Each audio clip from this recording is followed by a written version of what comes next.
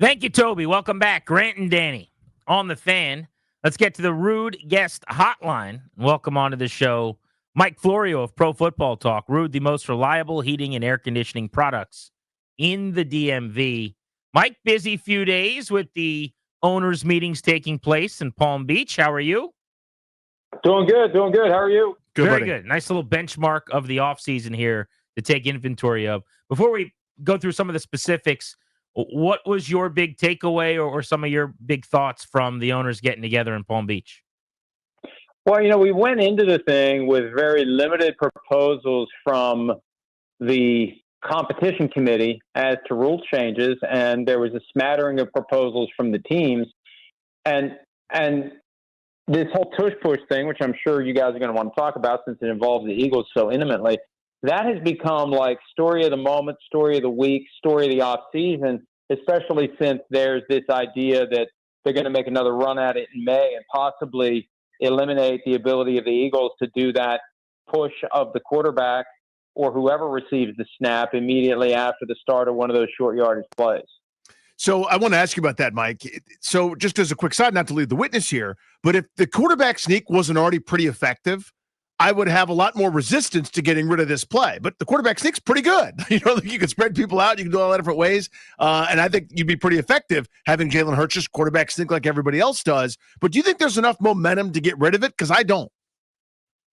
Well, 16 of the teams supported the Green Bay proposal, which I think was a flawed proposal, which prohibits immediately pushing the runner after the play begins. What does immediate mean? I think that would have opened a can of worms regarding officiating consistency, criticism of officiating where the flag was thrown for a non-immediate push, or claims that the fix is in if a play was taken away, if a touchdown comes off the board and the Eagles are pushed back 10 yards in a key moment of a key game. But it was 16-16 on that. The question is they reformulate it, what do they reformulate it to? And there's two possibilities. One, eliminate all forms of pushing the ball carrier, which would take the rule book back to pre-2006 when pushing and pulling the ball carrier was a violation of the rules. Now, there would be some unintended consequences regarding some of the specifics of downfield blocking. If they do that, the other thing they could do is say no pushing of the ball carrier within the tackle box or within 5 yards either way of the line of scrimmage. That would leave the downfield rules the same, but it would eliminate the pushing as a strategic part of the play that's called and that's executed right out of the gate. So they're going to come up with some other way to get rid of this play. And I feel like the commissioner wants to get rid of the play. The league wants to get rid of the play. They're going to push this until they can find 24 votes in favor of whatever proposed change they coalesce around. Mike Florio of Pro Football Talk on Grant and Danny. The overtime rules change for the regular season. Feels like every year there's an overtime rule change, but both teams are going to get the ball, even if the first team to touch the ball scores a touchdown now, just like we do in the playoffs, which seems like a no-brainer. Why won't they extend 10 minutes back to 15? And why isn't the goal to not have ties over all else? That to me should be the number one priority.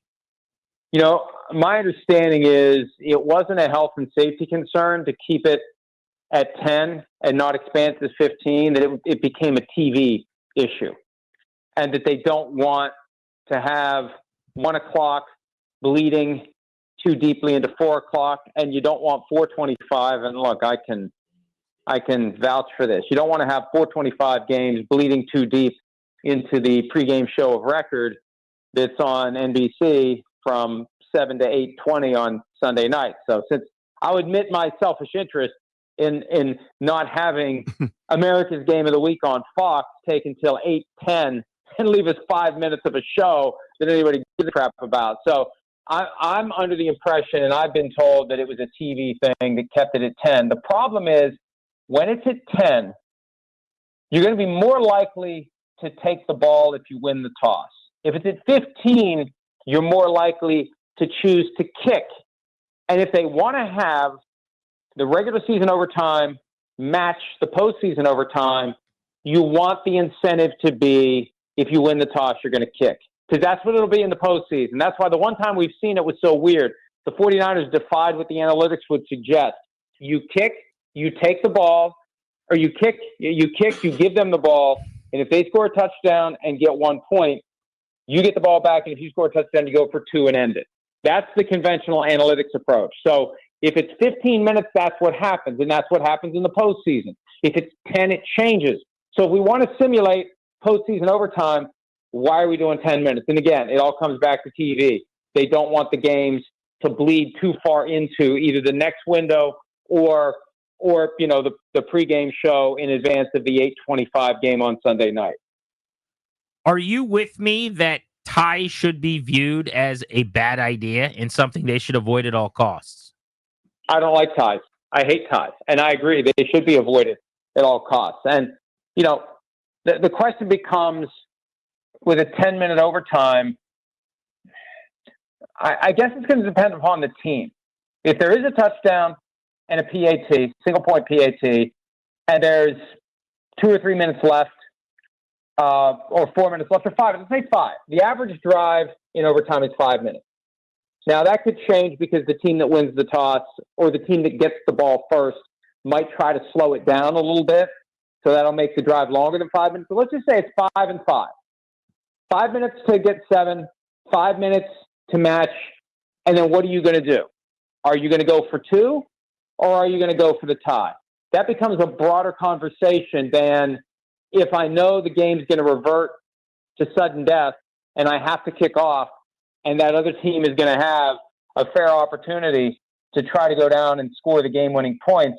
I'm more likely to go for 2. Maybe I become less likely to go for 2 if I'm looking at accepting a tie.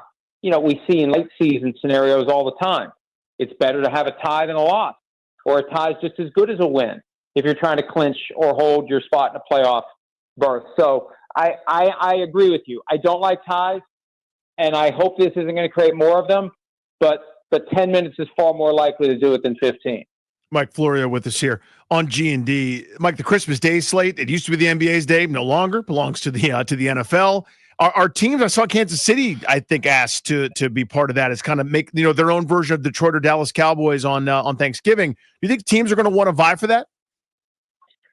Well, I wouldn't be surprised if a team wants it, but why would you do it? I think that the Jets were trying to be the permanent Black Friday team. Like, just because the Chiefs are good now doesn't mean they're going to be good forever. And anytime there's a dip in the overall competitiveness of the Lions or the Cowboys, and we've been through it with the Lions, and maybe we're going to go through it with the Cowboys eventually. But, the argument is always, well, they volunteered to play on Thanksgiving at a time when no one else wanted to do it. Well, that doesn't apply here. Everybody's going to want to play on Christmas. They're going to want to be part of that captive audience, that massive audience. The standalone game on a holiday where millions and millions and millions are going to see you play. Why wouldn't you want to be one of the permanent Christmas teams? I think the NFL should say no to the Chiefs because they're not going to have Patrick Mahomes forever. They're not going to have Taylor Swift forever. They're not going to have Andy Reid forever. And it is entirely possible. As odd as it may seem now to Chiefs fans, there will be a day when your team stinks again. And why do we want to be stuck with a team that stinks on Christmas Day? Hell, I think they should have a flex option depending upon what day of the week it is for the Christmas games. They're flexing Thursdays now. Why wouldn't you potentially flex on Christmas to ensure that for those 3 games that they're going to play more often than not on Christmas Day, they're going to be games worth watching? I was going to ask, I am so excited about the Christmas triple header. With all apologies to my family, it's football day. Daddy's going to watch some football now. But what is the sustainability, or like what's the calendar look like on that? Is that perpetuity that we're just going to do that, or is it a few years of that? Well, remember last year they were saying if Christmas is on a Tuesday or a Wednesday, they're not going to play. And I said from the moment that they said it, and they said it on the record, one of the NFL executives said, we're not going to play on Tuesday or Wednesday if that's when Christmas lands. And I said, bull crap, you will. But why did they even say that, though? Why would they say that, Mike? Well, I think that they didn't want to have to come up with a solution to the challenge of getting players and teams adequate rest so you could play a game on a Wednesday or a Tuesday. And what they ultimately did, the 4 teams that played on Christmas Day on Wednesday, they were carved out and they played on the prior Saturday. So problem solved. So I knew they'd come up with a solution. Once the owners recognized that they were giving up this holiday they have seized from the NBA, there's no way they're going to give that back. There's no way they're giving that back. So what it's going to be now, I believe, it's going to be 3 games on Thursday, Friday, Saturday, Sunday, or Monday, and on Tuesday or Wednesday. Maybe it'll only be 2. I still think that I think it's 2029 is the next time that it lands on a Tuesday or Wednesday. I think by the next time it's on a Tuesday or Wednesday, the triple header is going to be so ingrained they're going to find a way to make it happen. Wow. Mike, what's the first year, call your shot here, that we have 18 games in a season? I would guess, well, the earliest it could be is 27 as a practical matter, because there's no date for the Super Bowl in February of 2028 going to be played in Atlanta. So you could add an extra week because they don't have it locked in. It's a big deal. Once you lock in the date and the convention center and the hotels and all that, it's really hard to change it. So 27 is the earliest. I'll go ahead and say that it's going to happen in, if I had to pick a year, I'll say 29. Maybe 28, but I'd be more inclined to say 29. But it is inevitable, and it is happening. It's coming. It's inevitable. Yeah. But here's what it boils down to. The CBA expires March of 2031. When it expires and the NFL makes its final offer, it'll lock out the players like it did in 2011 until the players cry uncle, which they'll do. And part of the offer is going to be 18 games. So if the players are going to have to take 18 games as part of the last best offer that the owners make after they get locked out, after the players get locked out in 2031, the players have leverage, and they have more leverage the earlier they agree to it from 2031, because it's definitely coming no later than 2031. So, okay, let's agree to it for 2027. We get more if we agree to it, if we accept that it's coming. And I think that negotiations will happen this summer. I think even though the union has started to huff and puff against it a little bit, they know it's coming. So if there's a way you can turn it into a positive and get something good for the players by agreeing to it a few years earlier than when it becomes inevitable, then do it. So 2028, 29, one of those 2 years, I think we're going to have it. But we're going to have it at some point. And then the question is going to be, when do they try to push for 19? Because I think that'll be the next conversation. Mike Florio with us in D.C. on Grant and Danny.